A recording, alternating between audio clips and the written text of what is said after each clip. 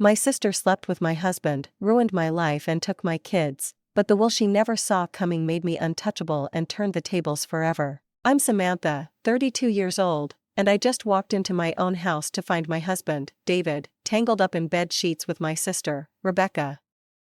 The shocked expressions on their faces would have been comical if my heart wasn't currently imploding in my chest. David scrambled for a pillow to cover himself while Rebecca just lay there, defiant as always. You know what they say about assumptions making you look like a fool? Well, I'd been assuming my sister was just being supportive lately, dropping by more often to help with the kids. Supportive, right? Because nothing says family loyalty like warming my husband's bed while I'm at work. Sam, I can explain, David started, but I held up my hand. Don't. My voice came out steadier than I felt. Just don't. Rebecca finally sat up, pulling the comforter around herself. Sammy, this isn't how we wanted you to find out. They had discussed this, planned it even. The betrayal cut deeper with that single word. How long? I asked, surprised by my own composure. They exchanged a look, and I swear I could hear the mental conversation. David cleared his throat. 6 months. 6 months. While I was planning Tommy's 7th birthday party and helping Emma with her kindergarten homework, while I was working 60-hour weeks as the marketing director at Henderson and Associates, trying to secure the promotion that would finally let us buy the house in Riverside that David always said we couldn't afford. The kids are at Mom's, I said quietly. You have 30 minutes to get dressed and figure out what you're going to tell them. David stood up, reaching for his clothes. Sam, we need to talk about this like adults. I laughed, and the sound surprised even me. Sharp, bitter. Adults? You mean like how adults communicate honestly with their spouses instead of having secret relationships with their sisters-in-law? Rebecca rolled her eyes. You're being dramatic. I'm being dramatic. I turned to face her fully. Becca, you're naked in my bed in the sheets I washed yesterday. Using the lavender detergent, I specially order because it helps me sleep better. And believe me, folks, the irony of my sleep-inducing sheets being used for this particular activity wasn't lost on me. For the first time, she looked uncomfortable. I walked to my dresser and started pulling out clothes. If they thought I was going to fall apart and give them the satisfaction of watching me crumble, they were wrong. I'd learned early in life that the Matthews family didn't tolerate weakness. And right now, I was going to use every ounce of strength my dysfunctional upbringing had taught me. Where are you going? David asked. To get my children. I paused at the bedroom door. Figure out your story because Tommy's going to ask why Daddy and Aunt Becca were having a sleepover without clothes. As I walked down the hallway of the house we'd bought together 3 years ago, past the family photos that suddenly felt like lies, I realized something that would have shocked me an hour earlier. I wasn't even surprised this was happening because deep down I'd always known Rebecca took whatever she wanted. And apparently what she wanted was my life. The drive to my parents' house gave me exactly 12 minutes to figure out how to hold myself together. 12 minutes to practice the fake smile I'd perfected over years of family gatherings where Rebecca was always the golden child and I was always trying to prove my worth. Mom opened the door with flour on her apron and that particular brand of forced cheerfulness she reserved for uncomfortable situations. Behind her, I could hear Tommy and Emma arguing over a video game. Samantha, you're early. I thought David was picking them up at 6. Change of plans. I stepped inside, breathing in the familiar scent of her Sunday pot roast. Where's Dad? Garage, working on that old motorcycle again. She studied my face with the precision of a mother who'd spent 32 years reading my expressions. Everything all right, honey? Before I could answer, Emma came barreling around the corner, her dark hair wild from playing. Mommy, Grandma let us make cookies and Tommy ate 3 before dinner. Did not. Tommy's voice echoed from the living room. Did too. Tell her, Grandma. I knelt down to Emma's level, pulling her into a hug that lasted longer than necessary. She smelled like vanilla extract and childhood innocence. And I wanted to bottle this moment before everything changed. How about we head home and make our own cookies? I suggested. But grandmas are better, Emma said with the brutal honesty of a 5-year-old. Emma, Mom chided gently. That's not nice. It's okay, I said, standing up. She's right. Grandma is better at a lot of things, including raising daughters who steal their sisters' husbands, apparently. The words came out more bitter than I intended, and Mom's eyebrows raised slightly. Tommy, come say goodbye to Grandma, I called. He appeared in the doorway, controller still in hand. 5 more minutes now, buddy. Something in my tone must have registered because he didn't argue further. He hugged Mom and headed toward the car. Sam, Mom said quietly, following me to the door. Are you sure everything's okay? I looked at her, this woman who'd raised 2 daughters so differently. Rebecca, the free spirit who could do no wrong. Samantha, the responsible one who always cleaned up the messes. Ask me again tomorrow, I said. The drive home was filled with Emma's chatter about the video games she'd beaten and Tommy's detailed explanation of why chocolate chip cookies were scientifically superior to oatmeal raisin. Normal kid stuff, the kind of conversations that might be split between 2 houses soon. When we pulled into the driveway, David's truck was gone. So was Rebecca's red Honda. Inside, I found a note on the kitchen counter. Gone to think. We'll talk tomorrow. D. Gone to think. Like this was a complex philosophical problem instead of a simple case of keeping your pants on around your wife's family members.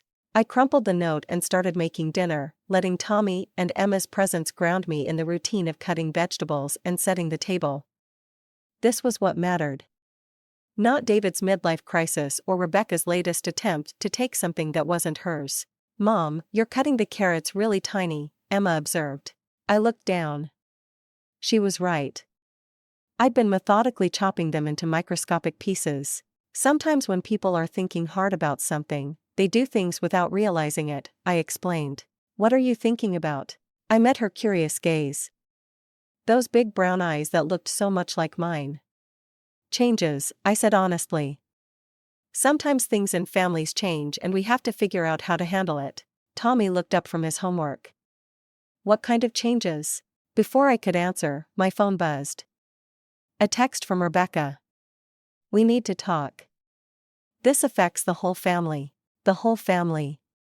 As if she'd been considering family loyalty when she was redecorating my bedroom with my husband while I paid the mortgage. I showed Tommy how to check his math homework and helped Emma pick out clothes for school tomorrow.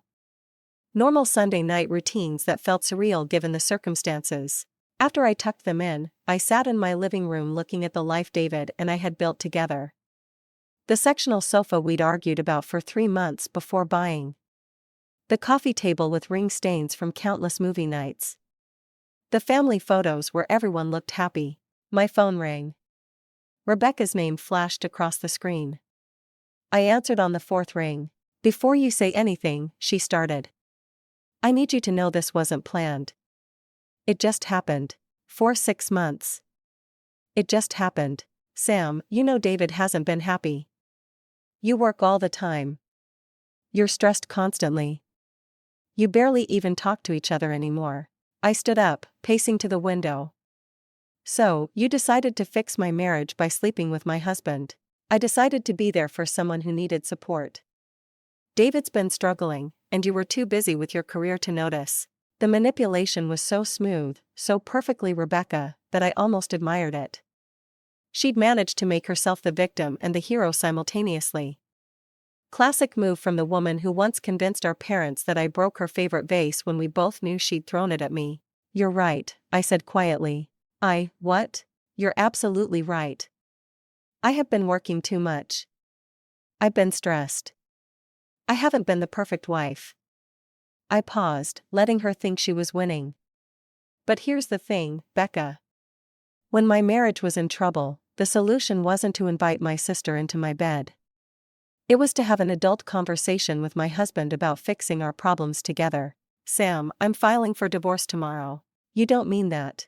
I looked out at the neighborhood where I'd imagined growing old with David, watching our kids graduate and get married and have children of their own. Actually, I said, I've never meant anything more in my life. Because sometimes, folks, the trash takes itself out. You just have to be smart enough to let it go. Monday morning arrived like a slap in the face. I'd managed maybe 3 hours of sleep, spent mostly staring at the ceiling and listening to David's absence in the creaking house. Getting the kids ready for school felt like moving through quicksand. Every normal routine, from Emma's insistence on wearing her lucky socks to Tommy's last-minute panic about a forgotten science project, reminded me that their entire world was about to change and they didn't even know it yet. "Is Daddy coming to my soccer game on Saturday?" Emma asked around a mouthful of cereal. "We'll see, baby. He promised he'd bring the orange slices this time instead of forgetting like last week." I made a mental note to put oranges on my grocery list just in case David's newfound relationship status affected his memory about parental responsibilities, because apparently remembering orange slices was harder than remembering marriage vows. After dropping them off at Riverside Elementary, I drove to Henderson and Associates with my resignation letter in my briefcase and divorce papers in my purse. I'd been up until 2 a.m. researching family lawyers and printing forms from legal websites. The irony wasn't lost on me that David and I worked for the same marketing firm. He was the creative director. I was the marketing director. We'd met in this building 8 years ago when I was a junior account executive and he was the charming senior designer who always brought good coffee to Monday morning meetings. Now I was about to blow up both our careers along with our marriage. "Samantha." My assistant Kelly looked concerned. "You're 30 minutes early. Are you feeling all right?" "Just eager to get started," I lied, heading into my office. I'd barely sat down when David knocked on my doorframe. He looked terrible, exhausted, and rumpled like he'd slept in his truck. Probably had. "We need to talk." "Not here." I didn't look up from my computer screen. "Not at work." "Sam, please. Just 5 minutes. 5 minutes to say what? That you're sorry? That it was a mistake? That Rebecca seduced you against your will?" I finally looked up because we both know that's not what happened. He stepped inside and closed the door. 5 minutes to talk about what happens next for Tommy and Emma. That got my attention. "You should have thought about Tommy and Emma before you decided to have an affair with their aunt. This doesn't have to destroy our family. People work through these things." I laughed and several people in the hallway turned to look through my glass office walls. Great. By lunch, the entire office would be speculating about David and Samantha's marriage.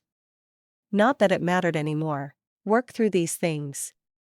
"David, you didn't have a one-night stand with some random woman. You had a 6-month relationship with my sister. You brought her into our bed, into our house, around our children. You want to work through that?" His silence was answer enough. "Here's what's going to happen," I continued. "I'm filing for divorce today. I'm taking the kids. You're going to find somewhere else to live. And if you think Rebecca is going to play happy stepmother to Tommy and Emma, you're delusional. You can't just take the kids. Watch me." My phone buzzed with a text from my mother. "Rebecca told me what happened. We need to talk. Family meeting tonight at 7. Of course, Rebecca had gotten to them first, probably with some sob story about how love just couldn't be denied and how David and I were never really happy anyway. Because that's what you do when you steal your sister's husband. You immediately start the damage control campaign. "Your sister called my parents, too," David said, reading over my shoulder. "She's trying to get everyone together to discuss this rationally." Rationally? I turned back to my computer and opened the resignation letter I'd typed at 3 a.m. "Nothing about this situation is rational, David. But you're right about one thing. We do need to discuss what happens next." I hit print and stood up to retrieve the letter from the shared printer. Half the office watched me walk down the hallway, and I could practically hear the gossip mill churning. When I returned, David was still standing in my office, looking lost. "What's that?" he asked, nodding toward the paper in my hand. "My resignation." His face went pale. "Sam, you can't quit. We both work here. The kids need the stability, the insurance. The kids need a lot of things. Stability was one of them. But that's gone now, isn't it?"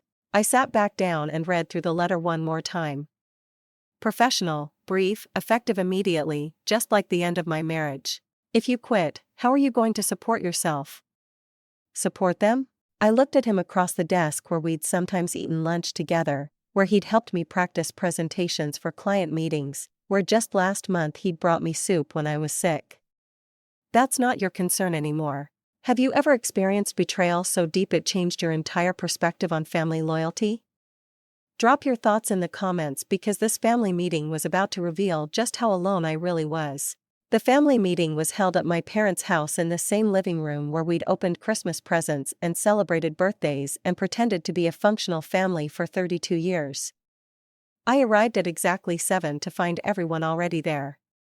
David sat on the couch next to Rebecca, her hand resting on his arm in a gesture that was probably meant to look supportive, but came across as possessive.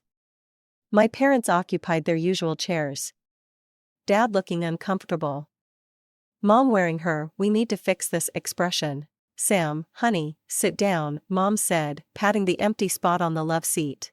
I remained standing. Something about sitting felt like surrendering ground I couldn't afford to lose. Plus, I had a better view of the whole circus from here. Rebecca told us what happened, Dad said, clearing his throat. This is a difficult situation for everyone. Difficult? I repeated the word like I was testing its weight. That's an interesting way to describe adultery. Sam, Mom said sharply. Language. I'm sorry. What's the preferred family-friendly term for sleeping with your sister's husband? I glanced around the room. Extracurricular activities, special friendship, advanced sister bonding. Rebecca shifted uncomfortably. Sam, you're making this harder than it needs to be. I'm making this harder. I felt something snap inside me, like a rubber band stretched too far. Becca, you're sitting in my parents' living room holding hands with my husband while lecturing me about making things difficult. He's not your husband anymore, she said quietly. He hasn't been happy for a long time. The silence that followed was deafening. Not one person in that room defended me. Not one person pointed out that marriage problems don't get solved by bringing in a third party. Not one person suggested that maybe, just maybe, Rebecca had crossed a line that shouldn't exist. So, this is my fault, I said. No one's saying it's your fault, Mom said carefully. But marriage is complicated and sometimes people grow apart. And sometimes sisters sleep with their brother-in-law. I shrugged. You know, regular Tuesday night activities. Dad rubbed his forehead. Sam, what's done is done. Now we need to figure out how to move forward as a family. As a family. I looked around the room. David cheats on me with Rebecca, and we're all just going to hold hands and pretend this is normal family dysfunction. People make mistakes, Mom said. But Tommy and Emma need their father. They need stability. They need honesty. They need to know that actions have consequences. David leaned forward. Sam, I know I hurt you, but Rebecca and this is real. We're not trying to hurt anyone. You're not trying to hurt anyone. I stared at him. David, you destroyed our marriage. You betrayed our children's trust. You turned my sister into my enemy. But you're not trying to hurt anyone. What David means, Rebecca interjected, is that we didn't plan this. Sometimes love just happens. Love, she called it love, because nothing says true love like a 6-month affair behind your sister's back. How long have you been in love with my husband, Becca? She glanced at David before answering. Feelings develop over time. We tried to fight it. You tried to fight it for 6 months. In my bed? I nodded thoughtfully. That's some impressive fighting. Really gave it your all. Sam, Mom said, this kind of anger isn't healthy. Maybe you should consider counseling. There it was. The suggestion that I was the problem, that my reaction to being betrayed was somehow more concerning than the betrayal itself. You're right, I said. I should definitely get counseling to help me understand why I'm upset about my husband and sister's affair.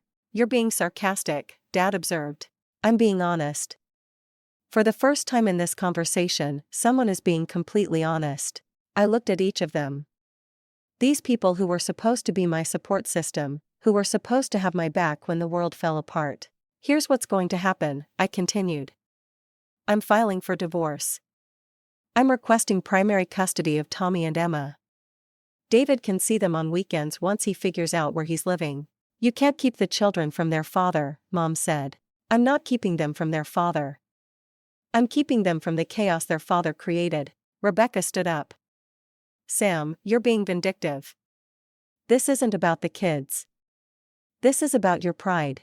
My pride. As if wanting my children to understand that marriage vows meant something was purely about ego. You know what, Becca? You're absolutely right. This is about my pride. I'm proud that I kept my marriage vows. I'm proud that I never betrayed someone who trusted me. I'm proud that when my life gets complicated, I don't solve my problems by destroying other people's lives. Nobody destroyed anything, David said. We are all adults here. I walked to the mantel where family photos were displayed in neat rows. Tommy's first day of kindergarten. Emma's dance recital. Our wedding photo where Rebecca stood next to me in a blue bridesmaid dress, smiling like she was genuinely happy for us. Adults, I repeated. Yes. Let's talk about being adults. Adults communicate when their marriages are in trouble. Adults go to counseling. Adults don't sneak around for 6 months having sex in their spouse's bed. Sam, Mom started. Adults also don't defend adultery, I continued, turning back to face them. They don't minimize betrayal. They don't blame the victim for being upset about being victimized. The room fell quiet. Outside, I could hear neighborhood kids playing in someone's backyard, their laughter carrying through the evening air. Normal family sounds from normal families. I think we should all take some time to cool down, Dad said finally. Good idea. I picked up my purse. I'll be cooling down at a divorce lawyer's office tomorrow morning. As I walked toward the door, Rebecca called after me. Sam, wait. We can work this out. We're family. I turned back one last time. No, Becca. Family doesn't sleep with each other's husbands. Family doesn't choose sides when someone gets betrayed. Family doesn't blame the victim for being hurt. I paused in the doorway.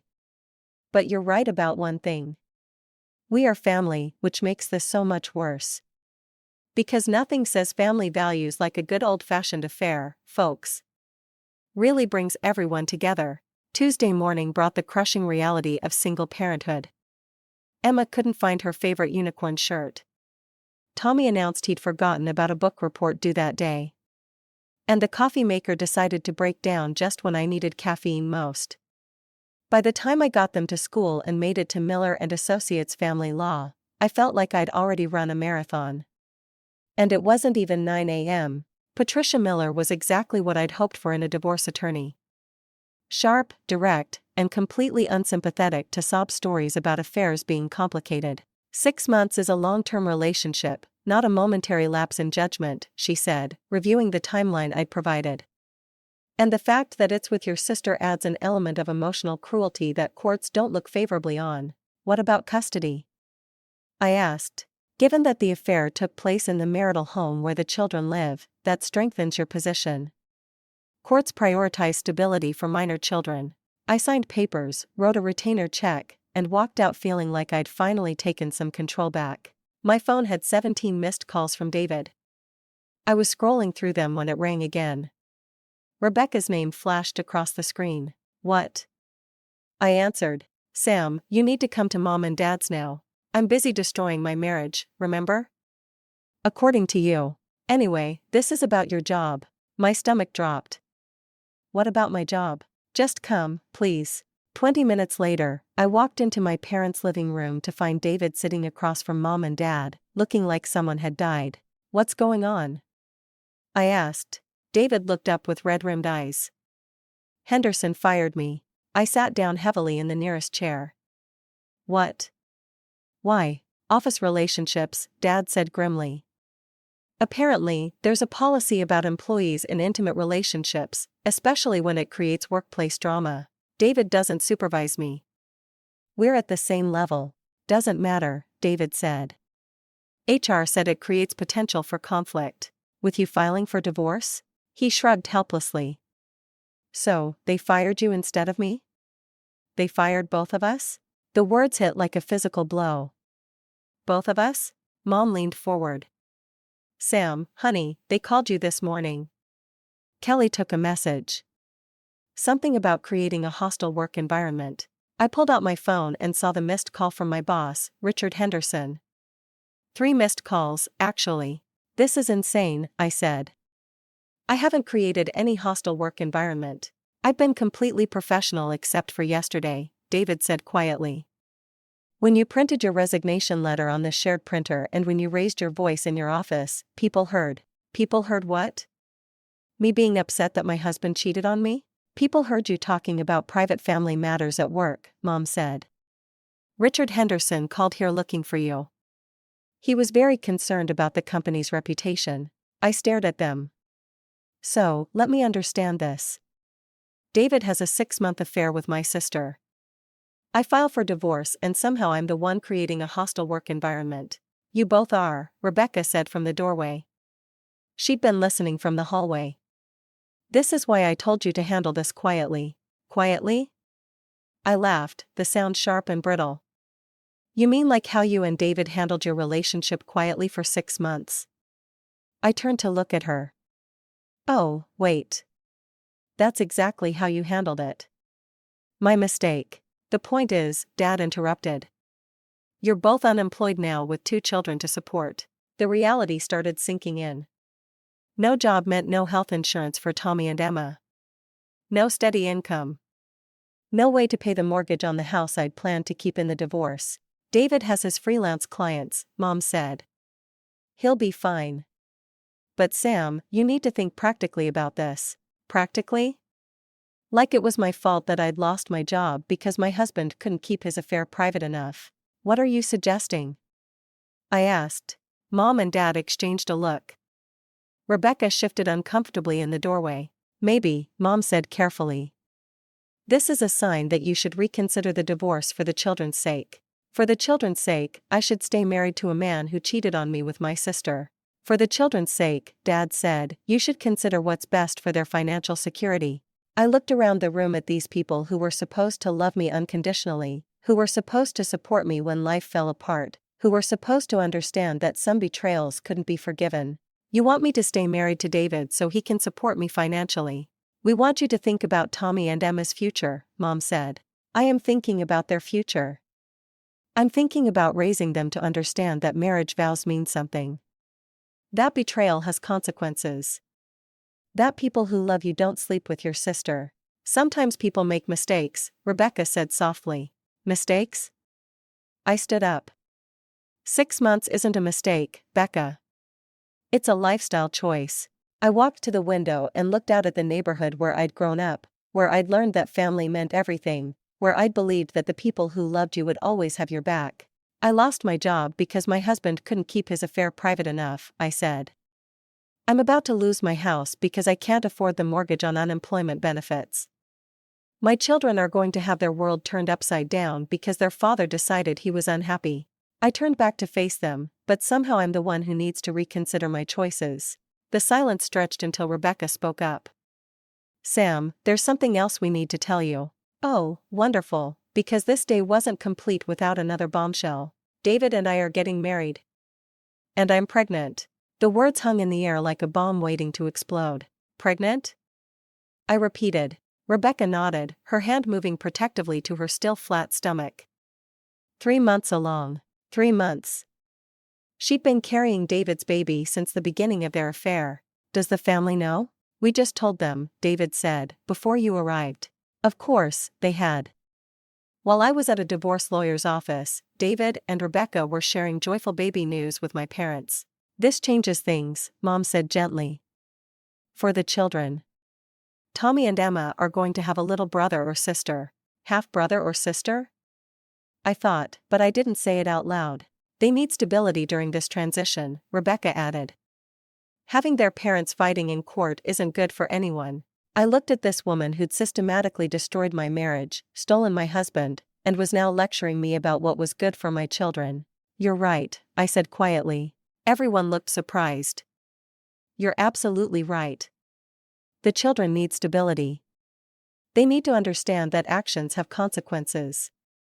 They need to see their mother standing up for herself instead of accepting whatever scraps her family decides to throw her. I picked up my purse and headed for the door. Where are you going? Mom called. To pick up my children and start building a life that doesn't require me to pretend that betrayal is acceptable.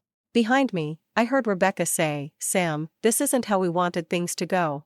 I didn't turn around. Becca, nothing about this situation has been about what I wanted, but that was about to change. 3 weeks later, I was making lattes for corporate executives who used to be my peers at Murphy's coffee shop downtown.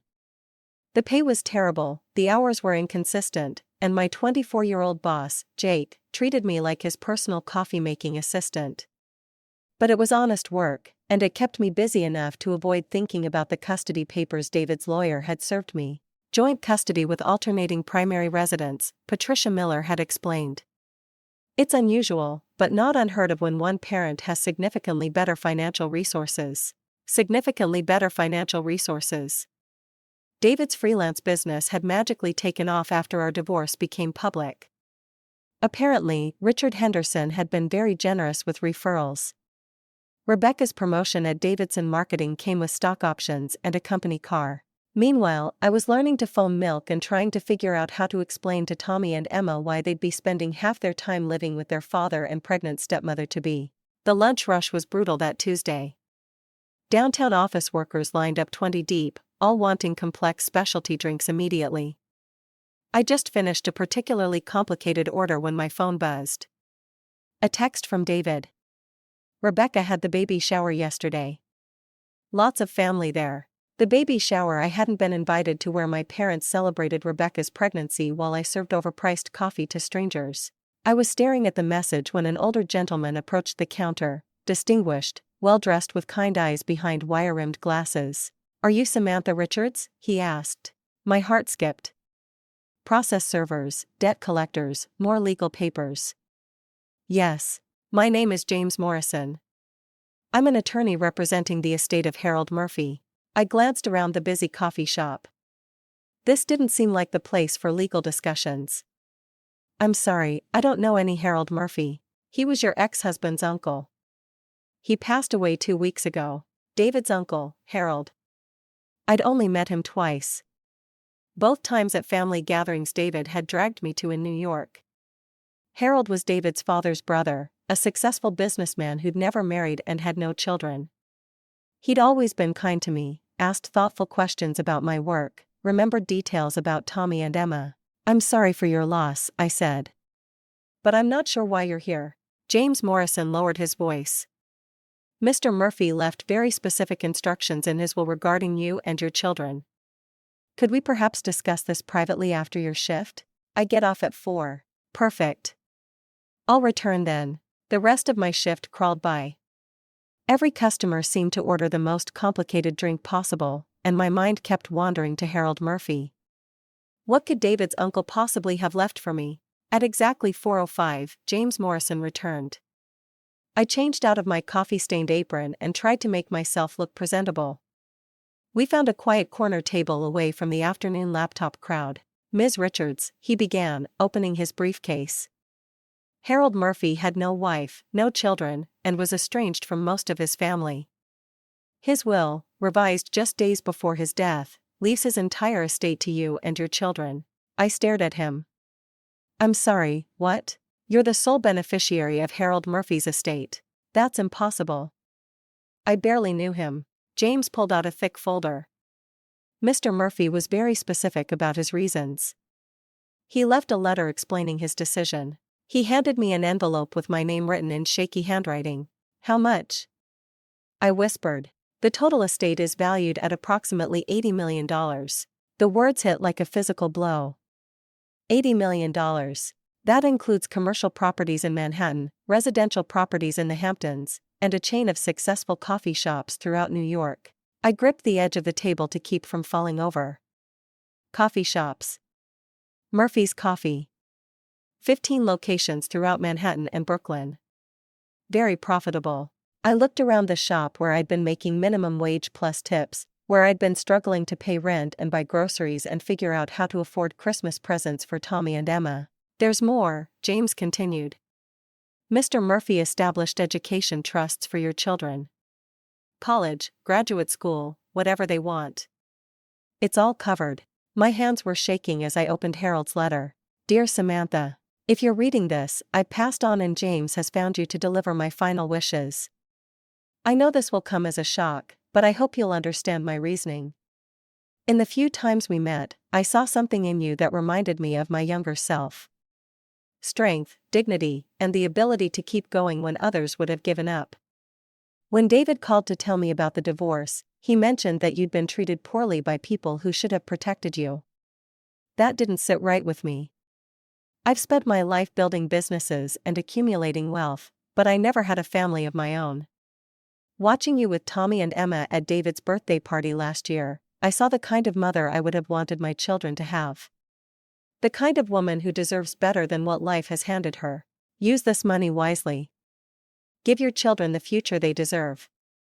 And don't let anyone make you feel guilty for accepting what I freely chose to give. You earned this by being the person you are when you thought no one was watching. Sincerely, Harold Murphy. P.S. The coffee shops practically run themselves. You have good managers. Trust them. I read the letter twice, tears blurring the words. Ms. Richards. James was studying my face with concern.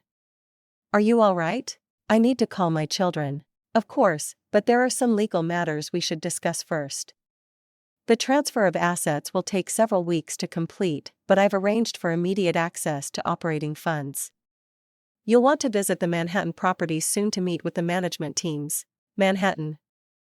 I'd always dreamed of living in New York, but it had seemed impossible with David's career anchored in Chicago.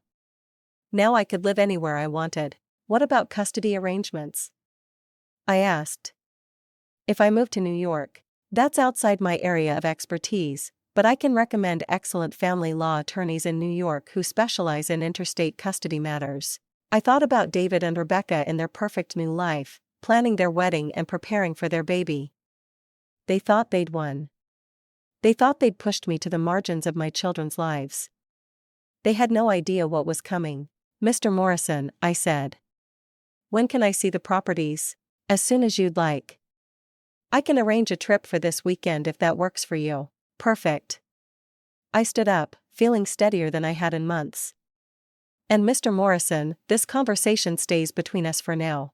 Of course. As he walked away, I realized that for the first time since finding David and Rebecca in my bed, I wasn't thinking about survival. I was thinking about possibilities and revenge. Definitely thinking about revenge. The conversation with Tommy and Emma about moving to New York was easier than I'd expected. We sat on the living room floor after dinner, the three of us in a circle, and I tried to find words that would make sense of our new reality. How would you feel about living in New York for a while? I asked. Tommy looked up from his Lego construction project. Like visiting? Like living there, going to school there? Making new friends there? Emma climbed into my lap. What about Daddy? Daddy would still be your daddy. You'd visit him during school breaks and summers. What about Aunt Becca and the baby? I took a deep breath. Aunt Becca and Daddy are going to get married soon, and when their baby comes, they're going to need time to be family together. Are we not family anymore? Tommy asked, and my heart broke a little. You and Emma and I will always be family. Always. But Daddy is making a new family, too. Will we have our own rooms? Emma asked, ever practical. Yes, baby. Big rooms with windows and space for all your toys. The questions came in a rush after that. What about their friends? What about their school? Would I be there, too? I answered as honestly as I could, watching their faces process the idea of another massive change in their small lives. Can we think about it? Emma asked. Of course, it's a big decision.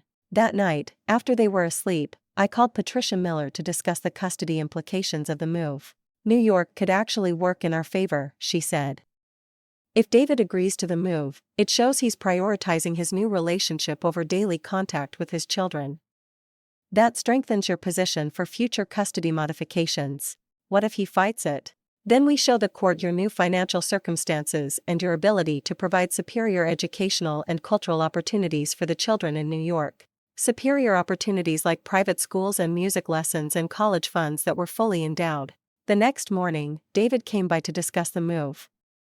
We sat in the backyard while Tommy and Emma played on their swing set, pretending this was a normal co-parenting conversation. So, you're really thinking about New York? He asked. I'm thinking about what's best for my children. Our children. I let that slide. Yes, our children. Rebecca and I talked about it. We think it might be good for everyone to have some distance while we adjust to being married. There it was. Rebecca wanted me gone so she could play house without interference. How generous of you both. David shifted uncomfortably. Sam, I know this is awkward, but we're trying to do what's right. Right for who? For everyone. The kids need stability, and with the baby coming, your baby needs space that my children's presence might complicate. That's not what I meant, isn't it? I watched Emma push Tommy on the swing, their laughter carrying across the yard. David, be honest.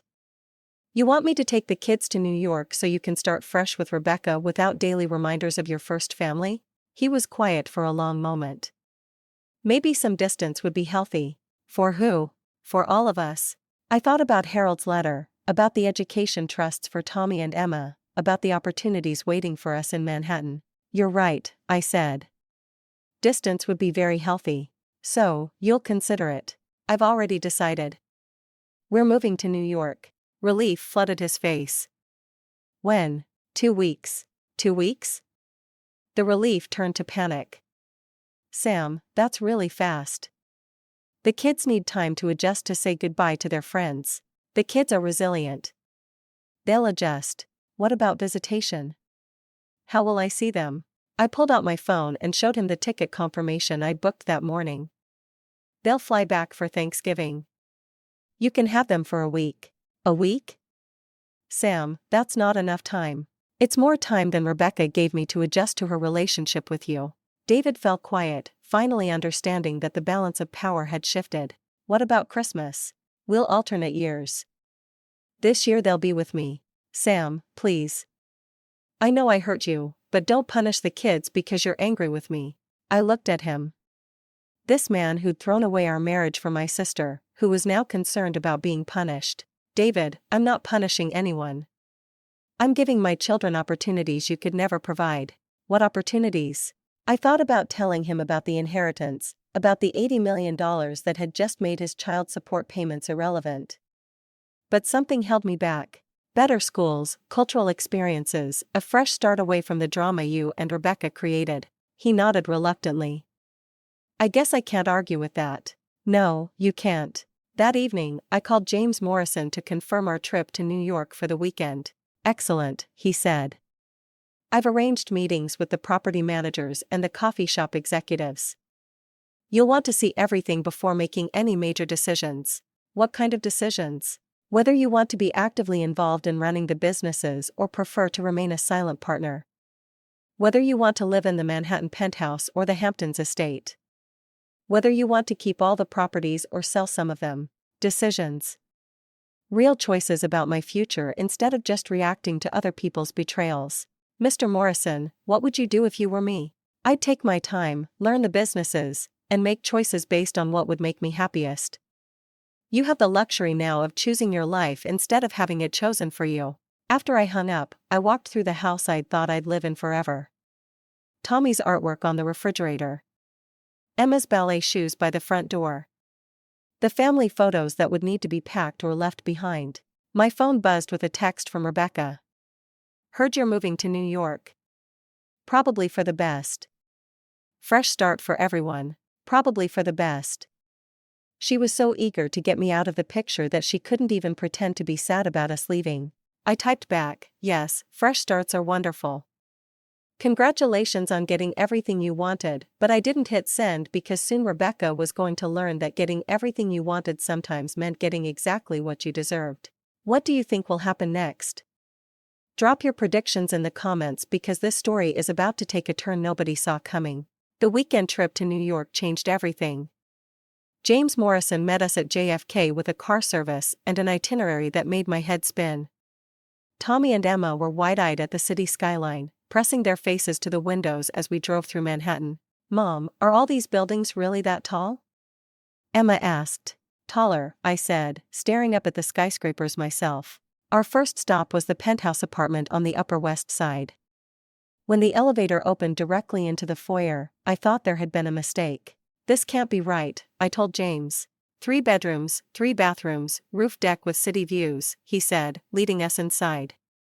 Harold bought it as an investment property, but it's been vacant for 2 years. The apartment was stunning.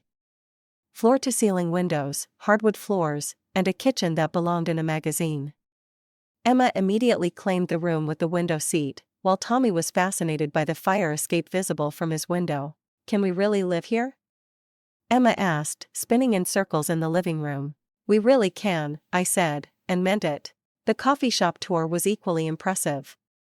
15 locations, all thriving, all managed by competent teams who'd been running things smoothly since Harold's death. "He was a good boss," explained Maria Santos, the operations manager. "Trusted us to do our jobs, never micromanaged." The employees loved him. "What about the financial side?" I asked. "Profitable across the board. The Upper West Side location alone generates more revenue than most independent shops see in a year." I thought about the downtown Chicago location where I'd been scraping by on minimum wage and almost laughed at the irony. That evening, we had dinner at a kid-friendly restaurant in Little Italy. Tommy and Emma chattered excitedly about the day, already planning which schools they wanted to visit, which playgrounds looked the most fun. "So, what do you think?" I asked them over dessert. "I think New York is awesome," Tommy said. "I think our new house is like a castle," Emma added. "But what about Daddy?" Tommy's excitement dimmed slightly. "Daddy will still be Daddy. He can visit us here, and you can visit him in Chicago." "What about Aunt Becca?" I chose my words carefully. "Aunt Becca and Daddy are going to be very busy with their new baby. They might not have as much time for visits right away." Emma nodded solemnly. "Babies need lots of attention." "They do. Will we be happy here?" Tommy asked. I looked at my children, these resilient, adaptable kids who'd been through so much change already. "I think we'll be very happy here." Monday morning, I called David from the Chicago airport. "We're taking it," I said without preamble. "Taking what?" "New York. The kids love it. We're moving next weekend." "Next weekend, Sam, that's crazy. You can't just uproot their entire lives on a whim." "A whim?" Like deciding to leave the city where my husband had cheated on me with my sister was some kind of impulse purchase. "David, their lives were already uprooted when you decided to have an affair. I'm just giving them a better place to land." "What about their friends?" "Their school. They'll make new friends, find better schools." "How are you even affording this?" "Last week, you were working in a coffee shop." I paused, considering how much to reveal. "I have opportunities in New York." "Business opportunities? What kind of business opportunities?" "The kind that don't require me to depend on child support from a man who cheated on me." The silence stretched until David spoke again. "Sam, I know you're angry." "I'm not angry anymore, David. I'm done." "Done with what?" "Done letting your choices control my life. Done accepting scraps. Done pretending that what you did was just a mistake I should get over." "So, you're running away?" I looked out at the Chicago skyline, the city that had been my home for 32 years, where I'd met David, where I'd had my children, where I'd built a life that someone else had systematically destroyed. "No," I said. "I'm running towards something better." That week was a blur of packing, forwarding addresses, and difficult goodbyes. Rebecca called twice, both times to offer help I didn't need and advice I didn't want. "Are you sure this is the right choice?" she asked during the second call. "Why?" "Having second thoughts about getting what you wanted." "I never wanted you to leave Chicago. You wanted David. You got David. Everything else was just collateral damage." "Sam, I know you don't believe this, but I do love you. You're my sister." I was taping up a box of Emma's books when she said it, and something about the finality of packing our lives away made me feel generous enough to respond honestly. "Becca, here's the thing about love. It's not just a feeling. It's a choice. Every day you choose to love someone or you choose to hurt them. For 6 months you chose to hurt me every single day." "I was trying to." "You were trying to get what you wanted without consequences. But that's not how life works." The moving truck left on Thursday morning. The kids and I followed on Friday afternoon, flying first class to our new life in New York. As the plane lifted off from O'Hare, Emma grabbed my hand. "Mom, are you sad about leaving?" I thought about the question as Chicago disappeared beneath the clouds. "I'm sad about some things," I said honestly. "But I'm excited about everything we're going to discover." will Daddy miss us? Yes, baby. Daddy will miss you very much. Will Aunt Becca miss us? I squeezed her hand. I think Aunt Becca will be too busy to miss us for a while. Good, Emma said with the brutal honesty of a 5-year-old. She wasn't being a very good aunt anyway. Out of the mouths of babes, folks. Sometimes kids see things more clearly than adults do. As we descended into JFK 3 hours later, I realized I wasn't thinking about David and Rebecca anymore. I wasn't calculating custody schedules or worrying about money or wondering if I'd made the right choice. I was thinking about the future Tommy, Emma, and I were going to build together. And that future looked pretty amazing. 6 months into our New York life, I was beginning to understand what happiness felt like again. The kids had adapted beautifully to their new school. I was learning to run a successful business empire, and for the first time in years, I was sleeping through the night. I was reviewing quarterly reports in my office at the flagship Murphy's Coffee location when my assistant buzzed in. Ms. Richards, there's a call for you. David Richards from Chicago. I glanced at the clock. 2 p.m. in New York meant 1 p.m. in Chicago. David should have been at work, not calling me during business hours. Put him through. Sam. David's voice sounded strained. We need to talk. Is everything okay?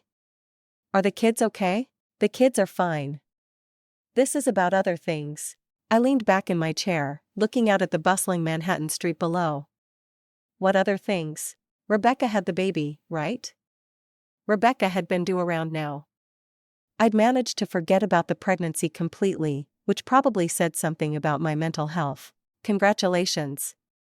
How is everyone? Good. Healthy. He's perfect. A son, Tommy, and Emma's half-brother. I'm glad to hear it, David, but I'm not sure why you're calling me. Because I've been thinking about us, about our family. I sat up straighter. Our family, Tommy and Emma. About how much I miss them. About how the separation isn't working. David, they're doing great here. They love their school. They've made friends. I want them back, Sam. The words hung in the air like a challenge.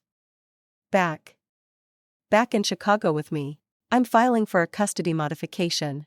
I felt a familiar surge of anger followed immediately by something that felt like amusement because David had no idea what he was walking into.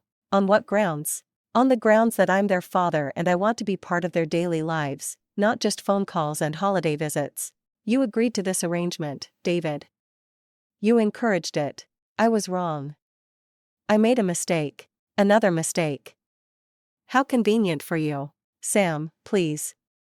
I know you're angry, but think about what's best for Tommy and Emma. I am thinking about what's best for them.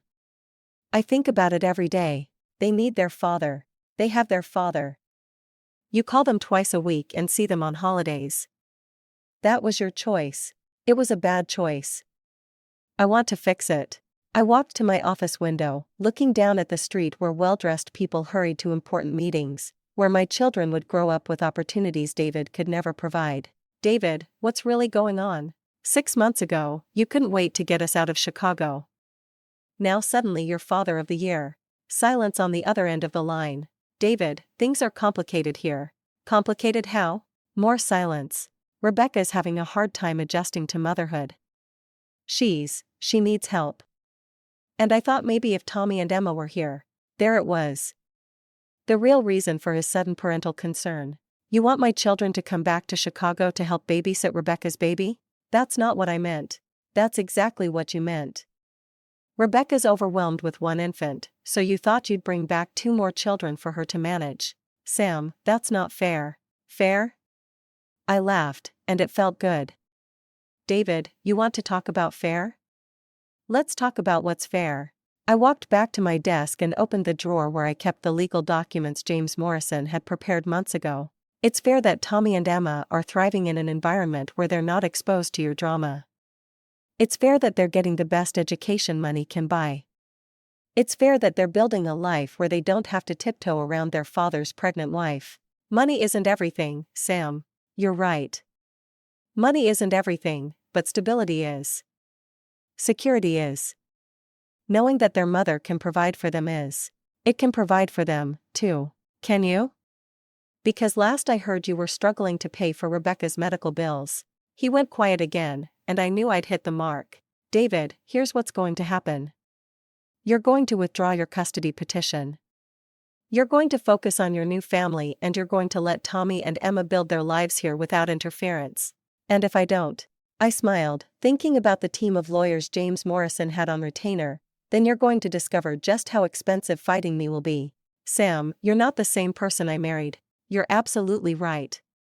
The person you married would have accepted whatever you decided was best. The person you married would have put your needs above her own. The person you married would have let you walk all over her. I paused, savoring the moment. Lucky for me, that person doesn't exist anymore. After I hung up, I sat in my office for a long moment, thinking about the man I'd once loved enough to marry, who was now calling me because his new life wasn't as perfect as he'd imagined. My phone buzzed with a text from Tommy. Mom, can we get pizza tonight? Emma wants to try that place with the brick oven.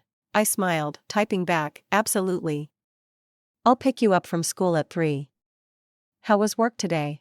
Perfect, baby. Work was perfect. And for once, that was completely true because sometimes the best revenge really is living well. And sometimes the people who hurt you end up creating their own consequences. David wanted his children back because his new life was harder than he'd expected. Too bad for him, we weren't available to fix his mistakes anymore. 2 months after David's custody threat, life had settled into a comfortable rhythm. Tommy was excelling at his new school. Emma had joined a drama club that she loved, and I was discovering that running a business empire was actually easier than managing my ex-husband's emotional demands. I was having lunch at my desk when James Morrison called with news that would change everything again. Samantha, we need to discuss something important. Can you come to my office this afternoon? Is everything all right? It's about David's custody petition. He's hired a lawyer. An hour later, I sat in James Madison Avenue office reading legal documents that made my blood boil. He's claiming I'm an unfit mother because I've exposed the children to an unstable lifestyle change, I said, reading from David's filing. He's also questioning your ability to provide adequate supervision given your business responsibilities. I looked up from the papers. He's questioning my ability to supervise my children while running the businesses I inherited. It gets worse. He's hired a private investigator to document your daily activities. Apparently, someone's been taking photos of you leaving the penthouse, attending business meetings, working late at the coffee shops. He's having me followed, it appears. So, I thought about Rebecca, who'd probably suggested this strategy. Who'd probably convinced David that I was neglecting Tommy and Emma while building my new life. What does his lawyer think he can prove? That you're too busy with your career to properly parent? That the children would be better off in Chicago with their father and stepmother? Their stepmother, who was too overwhelmed with one baby to handle daily life. He's not mentioning that part in his filing. I stood up, pacing to the window that looked out over Central Park. Somewhere in that park, my children were probably playing, happy and secure in the life we'd built together. James, I need you to do something for me. What's that? I need you to file a counter petition. Full custody with limited visitation for David. James raised an eyebrow. On what grounds? On the grounds that David voluntarily agreed to let me move the children to New York because he prioritized his new relationship over daily contact with his children. On the grounds that he's now trying to disrupt their stable environment for his own convenience. That's a strong position, but custody cases can be unpredictable. I turned back to face him. James, how much money do I have? Liquid assets about $12 million. Total estate value is closer to $80 million with the properties and businesses. And David, based on our research, his net worth is approximately $200,000, mostly tied up in his house. So, if this becomes a war of attrition, you can outlast him financially. But that's not always how custody cases are decided. Maybe not, but it's how they're won. The custody hearing was scheduled for 3 weeks later. David flew to New York with Rebecca and their baby, staying in a hotel near the courthouse. I knew this because my security team had been tracking their movements since they arrived. Yes, I had a security team now. $12 million in liquid assets buys a lot of professional protection. The night before the hearing, David called me. Sam, we need to talk. Talk to my lawyer, please. 5 minutes for the kids. Fine, 5 minutes. Can we meet somewhere neutral? I'm at the Marriott near the courthouse. I'll be there in 20 minutes. I found David in the hotel lobby looking tired and overwhelmed. Rebecca sat nearby with their baby, both of them looking distinctly out of place in the elegant Manhattan hotel. Thank you for coming, David said. You have 4 minutes left. Sam, I want to withdraw the petition. I blinked. You want to what? Withdraw the custody petition. Let things go back to the way they were. Why? He glanced at Rebecca, who was struggling to calm their crying baby. Because you were right about everything. I'm going to need you to be more specific. Rebecca thought having the kids back would help with everything. But being here, seeing how you live now, seeing how happy Tommy and Emma are, he rubbed his face. I can't take them away from this. I looked around the hotel lobby at the marble floors and crystal chandeliers. At the life I'd built for my children. David, what do you want from me? I want to know that we can still be a family. Different than before, but still a family. We're not a family. David, you and Rebecca and your son are a family. Tommy and Emma and I are a family. Those are two separate things. But the kids will always love you. They'll visit. They'll call. They'll send you pictures and tell you about their lives. But they live with me now. Rebecca approached us, the baby finally quiet in her arms. Sam, I owe you an apology, she said quietly. I looked at my sister, this woman who'd systematically destroyed my marriage and was now standing in a Manhattan hotel lobby looking exhausted and defeated. For what specifically? For everything. For David, for the affair, for encouraging this custody fight. For thinking I could just take your life and make it mine. And now I realize that some things can't be stolen. They have to be earned. I looked at David, then at Rebecca, then at their baby who would grow up never knowing the family he'd helped destroy. You're right, I said. Some things can't be stolen. I stood up to leave. Sam, David called. Will you tell Tommy and Emma that I love them, that I'm proud of them? You can tell them yourself when you call tonight. And Sam, Rebecca's voice was barely above a whisper. Will you ever forgive me? I stopped walking and turned back to face her. Becca, forgiveness isn't something you can ask for. It's something you earn through changed behavior over time when you've proven that you're the sister I thought I knew. Maybe we can talk about forgiveness. I walked out of the hotel and into the Manhattan evening where my driver was waiting to take me home to my children.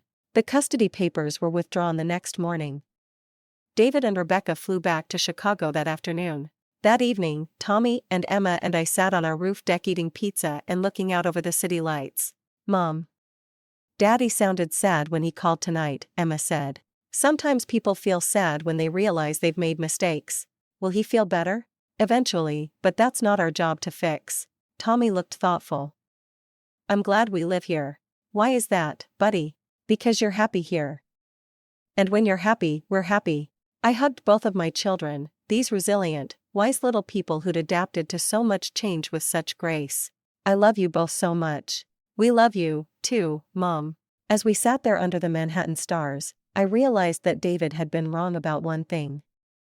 We were still a family, just a much better one than we'd ever been before. 1 year after moving to New York, I was reviewing expansion plans for Murphy's Coffee when my assistant buzzed in with a call that would complete my transformation from discarded wife to unstoppable force.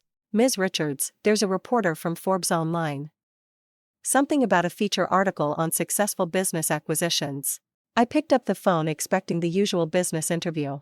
Ms. Richards, this is Jennifer Walsh from Forbes.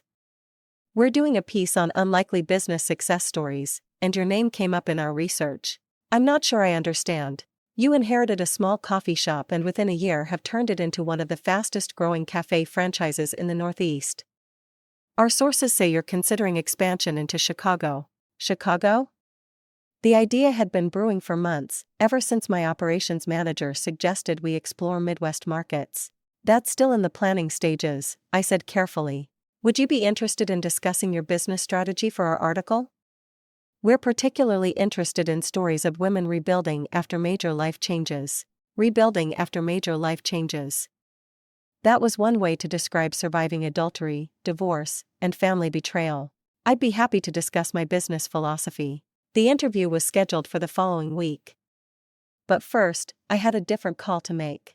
Patricia, I said when my divorce attorney answered, I need you to research something for me. What's that? The non-compete clause in David's contract with Henderson and Associates.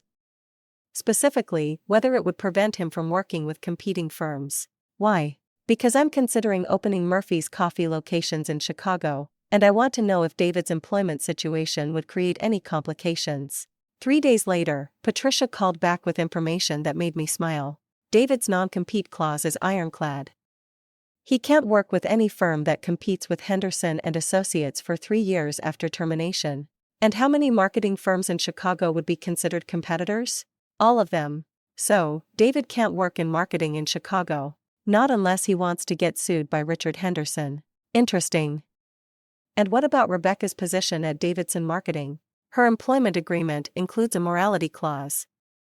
Any behavior that reflects poorly on the company's reputation could result in termination, such as adultery with a married colleague from a competing firm would probably qualify. I thought about the Forbes article, about the publicity that would come with expanding Murphy's Coffee into Chicago, about how David and Rebecca's story might become relevant when reporters started digging into my background. Patricia, I'm going to need you to prepare some documents for me. The Forbes article was published 3 weeks later with the headline, From Betrayal to Business Empire, How One Woman Turned Divorce into Success. The article detailed my inheritance, my business expansion, and my plans to bring Murphy's Coffee to new markets, including Chicago. My phone started ringing within hours of the article's publication. The first call was from my mother. Sam, I just read the article. $80 million. You inherited $80 million? Hello, Mom. Why didn't you tell us? Tell you what, that David's uncle left me his estate. When would that have come up in conversation? When we were worried about you supporting the children? When you were working in that coffee shop? When you were suggesting I stay married to David for financial security? Silence on the other end. Mom, you made your position clear when David and Rebecca were having their affair. You chose to support them. I chose to support myself. Sam, we had no idea. You had no idea because you didn't ask. You assumed I was desperate and helpless. You assumed I needed David's support to survive. We were trying to help. You were trying to manage a situation that was embarrassing for the family. There's a difference. The second call was from Rebecca. Sam, I saw the article. Congratulations. You can read. I need to ask you something. Are you really opening locations in Chicago? I'm considering it. Why? Because people are already talking about the article, about our history. David's worried about how this might affect his job prospects. David should have thought about his job prospects before he had an affair with his colleague's sister. Sam, please. We have a baby to think about. If this gets out. If what gets out, Becca? The truth. If people find out about the affair, it could ruin us both professionally. I leaned back in my office chair, looking out at the Manhattan skyline that had become my kingdom. Let me understand this correctly. You're calling to ask me to protect your reputation from the consequences of your own actions. I'm calling to ask my sister to show some mercy. Your sister, I repeated the word slowly. The sister whose marriage you destroyed. The sister whose husband you stole. The sister whose children you tried to replace. Sam, I know I hurt you. You didn't hurt me, Becca. You taught me something valuable. What's that? That people show you who they really are if you pay attention. And you showed me that you're someone who takes what she wants and then asks for mercy when there are consequences. So, you're going to destroy our lives for revenge? I'm not going to destroy anything.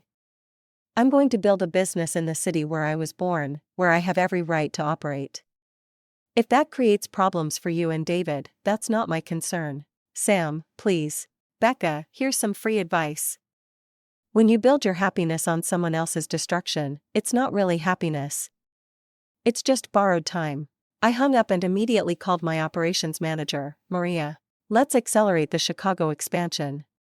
I want to open our first location by Christmas. Which neighborhood were you thinking? I smiled, thinking about the Riverside area where Rebecca and David had bought their dream house. Somewhere with good foot traffic and excellent visibility. Somewhere people will notice. 3 months later, the first Murphy's Coffee Chicago location opened in a prime spot just 2 blocks from David and Rebecca's house. The grand opening was covered by local business journals, which mentioned my connection to the Murphy's empire and my Chicago roots. David's name wasn't mentioned in the articles, but in a city like Chicago, people talk. And when people started connecting the dots between the successful businesswoman who'd returned to open a coffee empire and the local marketing executive who'd had an affair with his sister-in-law, well, let's just say the morality clause in Rebecca's contract became very relevant very quickly.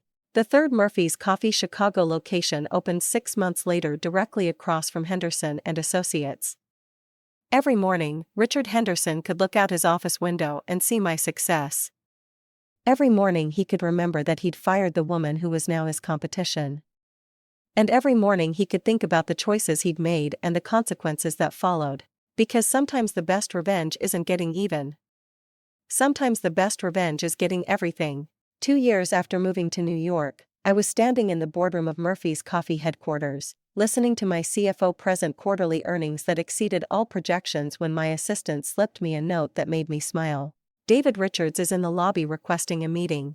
I excused myself from the meeting and walked to the reception area where I found David sitting uncomfortably in an Italian leather chair, looking around at the marble floors and original artwork that decorated my corporate headquarters. He stood when he saw me, and I was struck by how much older he looked, tired, defeated, like a man who'd bet everything on the wrong horse.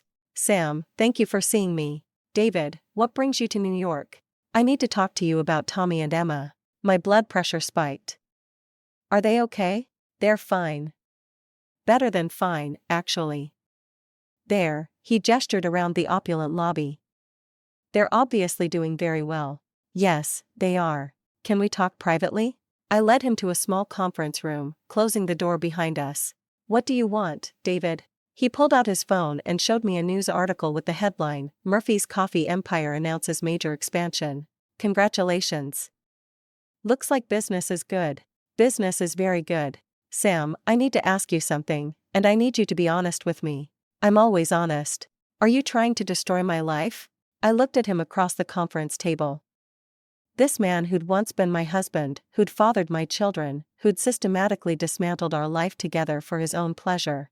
"David, your life is your responsibility, not mine. Rebecca lost her job." "I heard. Did you have anything to do with that?"